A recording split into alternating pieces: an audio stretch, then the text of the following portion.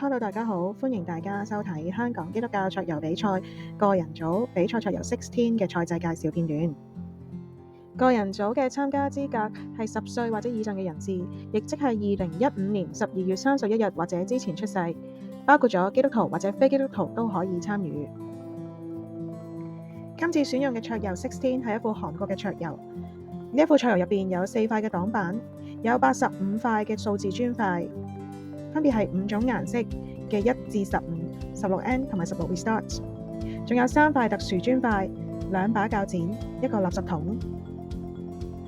16本身嘅遊戲人數係2至4個人，4位玩家一齊玩嘅話，每人最初會分到22塊磚塊，3個人就係每人29塊，剩低嗰一塊咧要翻開俾所有玩家睇到。如果係1就將佢擺喺所有玩家嘅中間，如果唔係1就放喺側邊，一個回合咧就唔會使用。當2個人玩嘅時候，就係拎晒啲1出嚟，然後再每人分30塊，其他剩低嘅就擺埋一邊，呢一個回合唔使用。遊戲玩法，如果係3至4位玩家進行遊戲，遊戲開始之前，所有玩家手上面有1嘅話，都要擺出嚟中間。出紅色1嘅玩家開始遊戲，其他玩家按順時針方向進行出牌。而2個人進行遊戲嘅時候，就猜包剪揼決定邊個出先。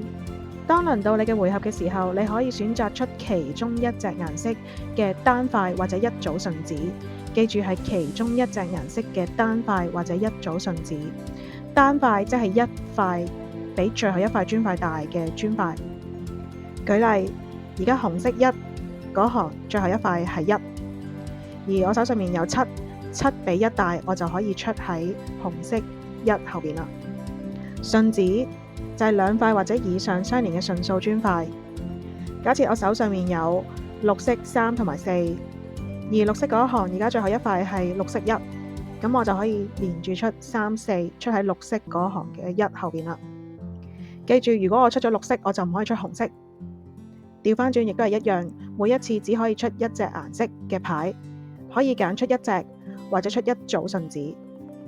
就算我有綠色3、4同埋綠色10、11，我只可以出3、4或者10、11。如果我擁有嘅係14、15、16N 或者14、15、16 Restart， 我都可以一齊出。但係16N 同埋16 Restart 係唔可以一齊出嘅。我哋再詳細講解一下特殊嘅磚塊。第一塊特殊磚塊16 Restart， 佢每隻顏色有1塊，一共有5塊。佢嘅功能係出咗16 Restart 之後，嗰一隻顏色嗰一行就會變翻由1開始，亦即係下一位玩家佢係可以放比1大嘅磚塊就可以啦。而16N 一樣，每隻顏色有1塊，一共有5塊。而佢嘅功能係出咗16N 之後，嗰一隻顏色嘅嗰一行嘅磚塊就唔可以再出啦，16 Restart 都唔可以再出，除非係使用鉸剪或者垃圾桶將16N 整走，先至可以重新再放其他磚塊。第3個特殊磚塊係鉸剪，一共有2塊。鉸剪嘅功能係可以移除其中一種顏色嘅最後1塊嘅磚塊。用咗嘅鉸剪同埋移除嘅嗰一塊磚塊就會擺埋一邊，呢一個回合唔再使用。而啱啱出完鉸剪嘅玩家，佢可以再出多一次磚塊。呢個磚塊可以係嗰一隻顏色嘅嗰一行，又或者係只要符合規則，佢出其他顏色嘅磚塊都可以。舉例，我有一隻藍色16 Restart， 於是喺策略上，我用鉸剪剪走咗藍色嗰行最後一隻嘅16N， 然後我可以再出多一次，我就出16 Restart。又或者紅色嗰一行最後一隻牌係紅色13，我可以用鉸剪剪走紅色13。然之後，如果我想出其他顏色嘅牌，只要合乎規則，我出其他顏色嘅磚塊亦都係可以嘅，包括出一個單塊或者出一個組順子都可以。第4種特殊磚塊係垃圾桶，全部桌遊入邊只有1塊垃圾桶。垃圾桶嘅功能係佢最多可以移除其中一隻顏色，除咗1之外嘅所有磚塊，而玩家亦可以自行決定係咪只係移除部分磚塊。同鉸剪一樣，啱啱出完垃圾桶嘅玩家佢可以再出多一次磚塊。舉例，假設我一隻藍色2未出。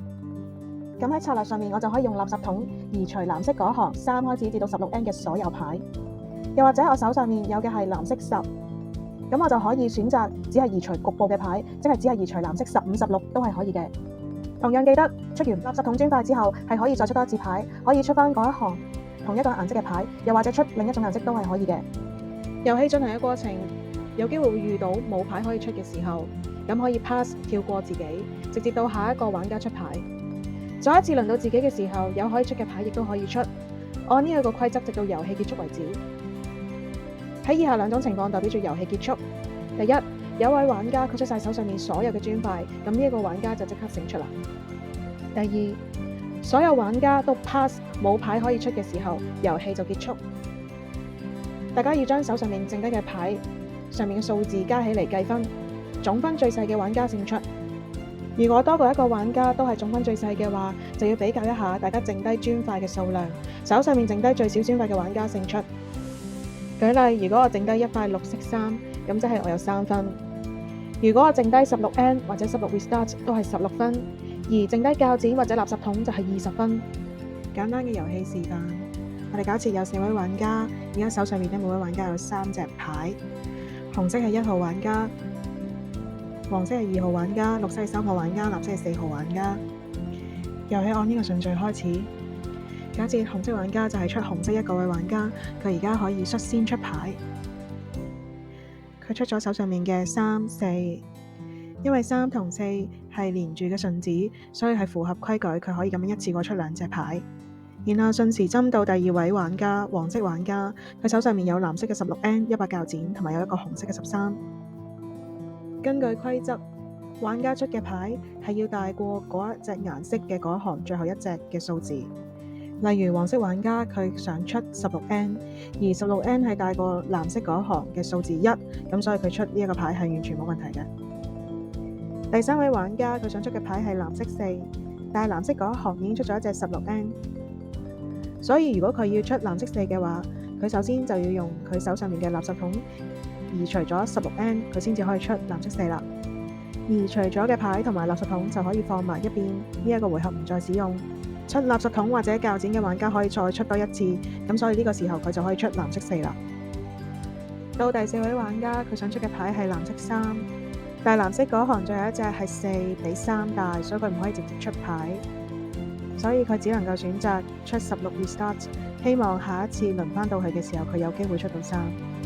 跟住到返紅色玩家出牌，佢手上面剩返最後一隻15，而藍色嗰一行最後係16 restart， 所以佢可以出埋呢一隻15。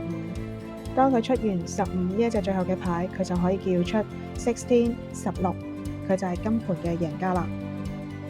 咁我哋計一計分數，紅色嘅玩家佢出晒牌，所以佢今局嘅得分係0分，而黃色佢剩低嘅係100鉸剪，即係20分，再加埋佢紅色13，即係佢一共係33分。綠色嘅玩家佢剩低一隻牌係10分，藍色嘅玩家佢剩低2隻牌3同埋7，加埋都係10分。而我哋會按分數較少嘅去為之勝出。綠色同藍色嘅分數相同，但係綠色玩家佢剩低嘅係1個磚塊，而藍色玩家剩低2個磚塊，所以第2名係綠色玩家，第3名係藍色玩家，第4名係黃色玩家啦。比賽賽制方面，初賽每位參賽者會參與3個回合嘅比賽，勝出次數最多嘅嗰8個人會進入準決賽。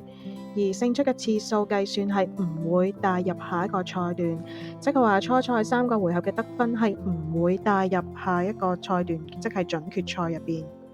如果有參賽者嘅勝出次數相同，就會按佢哋嘅總分數決定最低分嘅為之勝出。如果總分數相同，就會按每位參賽者所剩低嘅磚塊數量去決定，剩低磚塊較少嘅嗰個為之勝出。而到咗準決賽，8位嘅參賽者會參與3個回合嘅比賽，勝出次數最高嘅嗰4位會進入總決賽，分數亦都係唔會帶入下一個賽段，亦即係話準決賽會重新開始計個分，而呢一個嘅分數亦都唔會帶入總決賽。去到總決賽，呢4位參賽者會進行3個回合嘅比賽，以呢一段嘅賽段勝出次數嘅高低去分出冠亞季軍。再次提醒，初賽、準決賽、總決賽嘅成績係會每賽段分開計算，以勝出次數最高為先，然後就係比較邊一個嘅分數最低，再比較最少嘅磚塊。